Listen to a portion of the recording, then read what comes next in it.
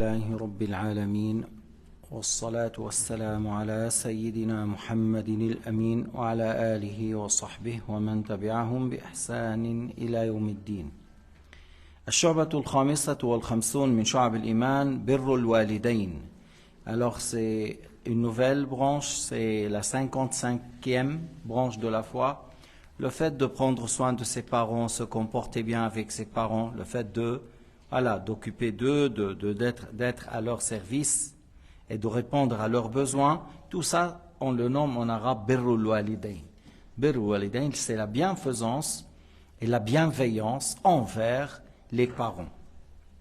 قال الله عز وجل وقضى ربك ألا تعبدوا إلا إياه وبالوالدين إحسانا إما يبلغن عندك الكبر أحدهما أو كلاهما فلا تقل لهما أف ولا تنهرهما وقل لهما قولا كريما واخفض لهما جناح الذل من الرحمة وقل رب ارحمهما كما ربياني صغيرا.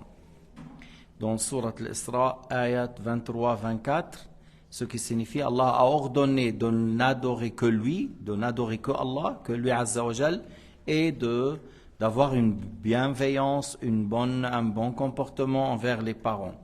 Et que si l'un ou les deux ont atteint un certain âge, ils sont devenus âgés, alors il ne faut pas leur dire « ouf ». S'ils t'ordonnent des choses, ils te demandent des services, tu n'as pas le droit de leur dire « ouf ». Parce que dire « ouf » d'une manière que ça la blesse, c'est haram, c'est un grand péché. Et il ne faut pas les brusquer, il ne faut pas crier au-dessus, mais plutôt tu leur dises des paroles honorables, une parole de respect, une parole de glorification, d'amour, d'affection. Et baisse, on dit ici, janah al-dhul, c'est-à-dire comporte-toi humblement et modestement avec tes parents, et tu demandes à Allah Ta'ala qu'il soit clément envers eux comme ils ont pris soin de toi lorsque tu étais enfant. قال تعالى ووصينا الإنسان بوالديه حسنا وإن جاهداك لتشرك بي ما ليس لك به علم فلا تطعهما.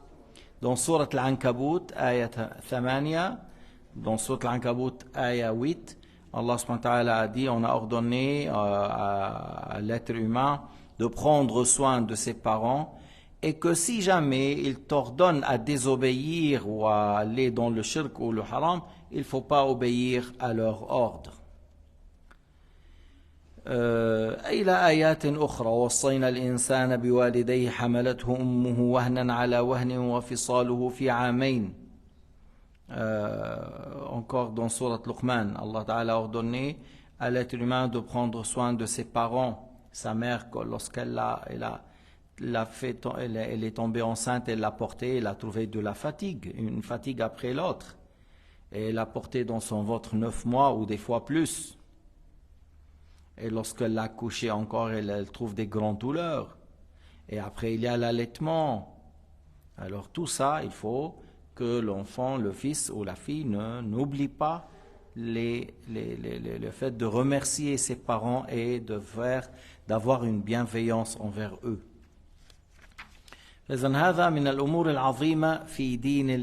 C'est une chose parmi les grands actes de bien. ورد في الحديث يقول أخبرني صاحب هذه الدار وأم عباده إلى دار عبد الله قال سألت النبي صلى الله عليه وسلم أي العمل أحب إلى الله قال الصلاة لوقتها قلت ثم أي قال بر الوالدين ثم قلت أي قال الجهاد في سبيل الله قال وحدثني بهن ولو استزدته لزادني أخرجه البخاري هكذا وأخرجه مسلم. Alors on rapporte que le compagnon, il a dit, j'ai demandé au prophète Muhammad sallallahu alayhi wa sallam, lequel des actes est le plus agréé selon le jugement de Allah. Il a dit la prière à 100 ans. J'ai dit, et par la suite, il lui a dit la bienveillance et le bon comportement envers les parents. Puis après, j'ai dit quoi? Et après quoi? Il a dit la lutte fi sabilillah. Il a dit, il m'a parlé de ça. Si j'ai continué à lui demander, il allait me répondre. mais lui, il s'est limité à ces 3 questions. Le hadith rapporté par le Bukhari. Et Muslim encore l'a rapporté d'un autre compagnon de Shu'ba. وعن عبد الله بن عمرو قال أتى رجل إلى النبي صلى الله عليه وسلم فقال يا رسول الله أجاهد قال لك أبوان قال نعم قال ففيهما فجاهد. Alors un compagnon, Abdullah ibn Amr, a dit, un homme est venu chez le prophète alayhi salatu wassalam, il a dit, oh messager de Dieu, j'aimerais sortir pour la lutte fi sabilillah. Il lui a dit, tu as des parents? Il lui a dit que oui. Alors il a dit, voilà, tu reviens pour être avec eux, c'est avec tes parents la lutte, c'est-à-dire ils ont besoin de toi et si tu quittes, il n'y a personne qui s'occupe d'eux, alors tu prends soin et tu veilles à leur bien-être et tu veilles à leur bien-être. بعض الناس بس ليسافر بينسى والديه. Il y a des gens, ils voyagent et ils oublient ses parents. Ils ne les saluent pas, ils ne leur envoient pas de l'argent, ils ne leur rendent pas visite. Malgré que c'est devenu une chose très facile actuellement, tu ouvres le téléphone, le WhatsApp, tous les jours tu peux parler sans problème. Le moment que tu es libre, tu peux faire sans problème. Alors, il ne faut pas oublier ça. Et comme on a dit, si tu arrives à aller chez elle ou chez tes parents 2 fois, 3 fois par année, tu leur amènes des cadeaux, tu leur donnes ce qu'ils ont besoin. وعن عبد الله بن عمرو بن العاص قال أقبل رجل إلى النبي صلى الله عليه وسلم فقال أبايعك على الهجرة والجهاد وأبتغي الأجر من الله. Alors Abdullah, fils de Amr, a dit, un homme est venu chez le prophète alayhi salatu wassalam, il lui a dit, je te donne le pacte pour l'immigration et la lutte fi sabilillah et je cherche l'agrément de Dieu. قال فهل لك من والديك هل أحد من والديك حي? Est-ce qu'il y a un de tes parents qui est vivant? قال نعم بل كلاهما. Il a dit les 2 sont vivants.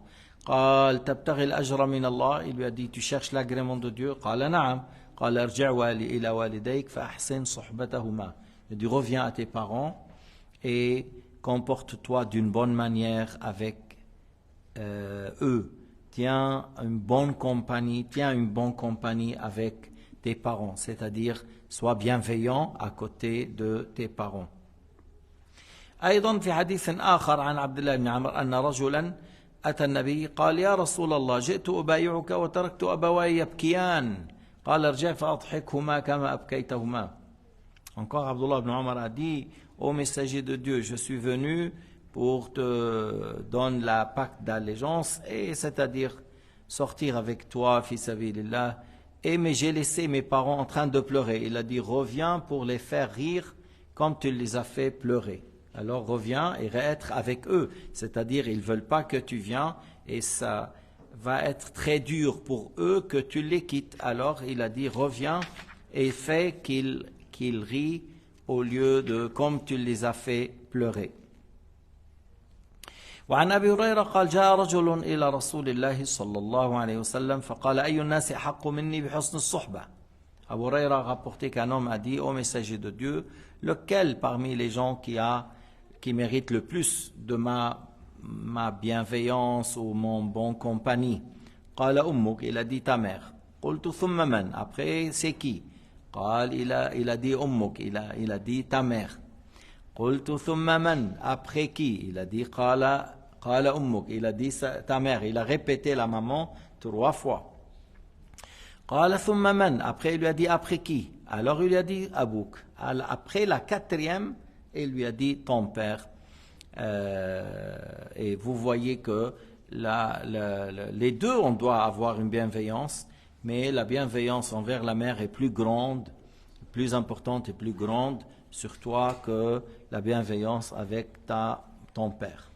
تبعنا كثير خيام سيما بعض النساء لما بتكبر بالسن بتصير عندها نوع من الحساسية وأدنى أذى أي أدنى كلام قد تتأذى منه. Alors lorsque la mère elle est devenue âgée, elle a besoin d'aide, de soutien, alors les moindres paroles des fois elle peut la blesser. Alors il faut faire très attention à ne pas dire des paroles qui blessent et être toujours humble et souriant et à côté d'elle et serviable, et tu mets de l'ambiance chez elle, Des fois, tu viens chez toi. Si elle aime venir chez toi, tu lui dis de venir chez toi. C'est à toi de voir comment faire la bonne compagnie et la bienveillance. Alhamdulillahi Rabbil Alamin. وصلى الله على سيدنا محمد وعلى آله وصحبه وسلم تسليما كثيرا.